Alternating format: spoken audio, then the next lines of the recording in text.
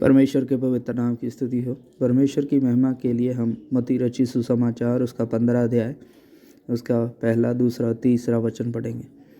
तब यरूशलेम से कुछ फरीसी और शास्त्री यीशु के पास आकर कहने लगे, तेरे चेले पूर्वजों की परंपराओं को क्यों टालते हैं कि बिना हाथ धोए रोटी खाते हैं। उसने उनको उत्तर दिया, तुम भी अपनी परंपराओं के कारण क्यों परमेश्वर की आज्ञा टालते हो। यहाँ पर हम दो तरह के लोग देखते हैं।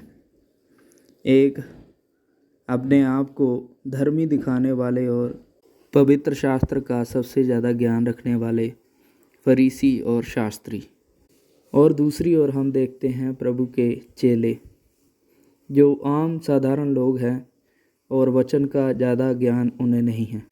लेकिन सबसे ख़ास बात यह है कि प्रभु उनके साथ है और वो प्रभु के साथ चलते हैं, प्रभु को पहचानते हैं। वचन का ज्ञान फरीसी और शास्त्रियों को प्रभु के चेलों से ज़्यादा था। चाहिए तो ये था कि सबसे पहले वो प्रभु यीशु मसीह को पहचानते और प्रभु यीशु मसीह के पीछे चलते। लेकिन इसके उलट जो लोग वचन को कम जानते थे उन्होंने प्रभु यीशु मसीह को स्वीकार किया और प्रभु के पीछे चलना शुरू हुए। यहाँ पर इस बात को समझने के लिए मैं पुराना नियम से भजन संहिता 119 का 11 पढ़ के आपको सुनाऊंगा। मैंने तेरे वचन को अपने हृदय में रख छोड़ा है कि तेरे विरुद्ध पाप ना करूं। हृदय में वचन को रखने से हम परमेश्वर के सामने धर्मी ठहरते हैं। लेकिन जब वचन हमारा दिमाग में चला जाता है तो हम खुद को बुद्धिमान और दूसरों को मूर्ख समझना शुरू कर देते हैं। ये बहुत ही खतरनाक परिस्थिति है जो हमारे जीवन को परमेश्वर से बहुत दूर ले जाता है। यही बात हम फरीसियों के जीवन में देखते हैं। उन्होंने परमेश्वर के वचन को अपने हृदय में नहीं बल्कि अपनी बुद्धि में रखा, अपने दिमाग में रखा, और वो दूसरों की कमियां निकालने में सबसे आगे थे लेकिन परमेश्वर को पहचानने में सबसे पीछे। यहाँ पर हमारे दिमाग में एक प्रश्न आ रहा होगा। आप सोच रहे होंगे कि हाथ धोकर खाना खाना क्या गलत है। लेकिन मैं आपसे ये सवाल करता हूँ कि हाथ धोने से भी ज़्यादा उत्तम क्या है, ज़्यादा ज़रूरी क्या है हमारे लिए।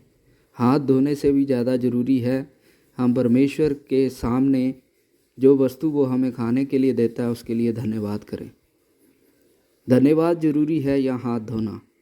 दोनों में से हम किसको ज़्यादा महत्व देंगे? फरीसी और शास्त्रियों को चाहिए था कि वो चेलों को परमेश्वर को धन्यवाद करके खाना खाने के लिए सिखाते, लेकिन वो परमेश्वर की विधियों को छोड़कर, परमेश्वर के वचन को छोड़कर संसारिक विधियों को चेलों को सिखाने का कोशिश कर रहे हैं। आज भी बहुत सारे लोग हृदय को बदलने की बातों को छोड़ बाहरी पहरावे पर या बाहरी पहरावे को बदलने का कोशिश में ज़्यादा जुटे हुए हैं। यहीं पर गलती होता है। अगर हमारा हृदय परिवर्तन नहीं हुआ तो हम परमेश्वर को पहचान नहीं पाएंगे और ना ही उसके साथ संगति कर पाएंगे। चाहे हमारा बाहरी पहरावा अच्छे लोगों जैसा, धार्मिक लोगों जैसा दिखे, लेकिन अगर हृदय परिवर्तन नहीं है तो हम ना तो परमेश्वर को पहचान पाएंगे और ना ही उसके साथ संगति में आगे बढ़ पाएंगे। दो तरह के लोग हमने यहाँ पर देखे। एक जो परमेश्वर के वचन का बहुत ज्ञान रखते हैं और दूसरों को तुच्छ या बेकार समझते हैं, और दूसरी ओर प्रभु के चेले जो पूरी तरह परमेश्वर पर, प्रभु यीशु मसीह पर निर्भर हैं। उनका ज्ञान प्रभु यीशु मसीह है, उनका सब कुछ यीशु मसीह है।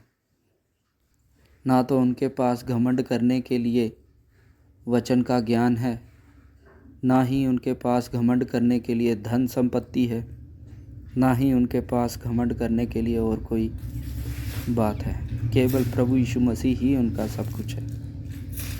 आज हम भी अपने आप को जांचें कि क्या हम अपने आप को बुद्धिमान समझकर परमेश्वर से दूर हैं, दूसरों को तुच्छ जानते हैं और अपने आप को श्रेष्ठ समझते हैं। तो अभी तक हमने प्रभु यीशु मसीह को पहचाना ही नहीं। हमारा जीवन परमेश्वर से दूर है। हमें प्रभु यीशु मसीह के चेलों की तरह सब बातों के लिए प्रभु यीशु मसीह पर निर्भर होना है। हमारी धार्मिकता, हमारा सब कुछ प्रभु यीशु मसीह है। प्रभु आपको आशीष करे।